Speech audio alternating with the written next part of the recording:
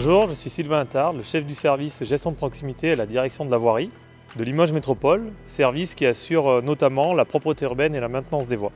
Qu'est-ce qu'on appelle un dépôt sauvage aujourd'hui dans le service ? C'est l'ensemble du mobilier ou des D3E, donc des déchets électroniques ou électriques qui sont déposés sur le trottoir, mais on trouve aussi des gravats ou des ordures ménagères sur l'ensemble du territoire, aussi bien en centre-ville qu'en zone résidentielle et même dans les secteurs un peu plus ruraux de la ville de Limoges. Les conséquences pour le service de ces dépôts sauvages, c'est beaucoup de temps de travail puisque tous les jours, les agents interviennent en centre-ville et interviennent 3 fois par semaine sur les autres secteurs de Limoges, ce qui engendre énormément de plaintes reçues par le service. Alors aussi bien par mail ou même des appels téléphoniques ou des courriers pour nous signaler ces dépôts sauvages. Aujourd'hui, on a comptabilisé, sur 2019, ça représente 13% du temps de travail des agents du service.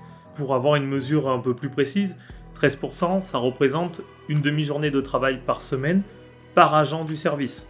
Donc c'est quand même une activité importante pour le service qui est liée à des incivilités sur le domaine public. À ce temps de travail, il faut aussi rajouter derrière le temps administratif et le temps de gestion des déchets, puisque les déchets sont ramenés sur les différents sites du service et après sont redispatchés dans les différentes bennes pour le traitement des déchets.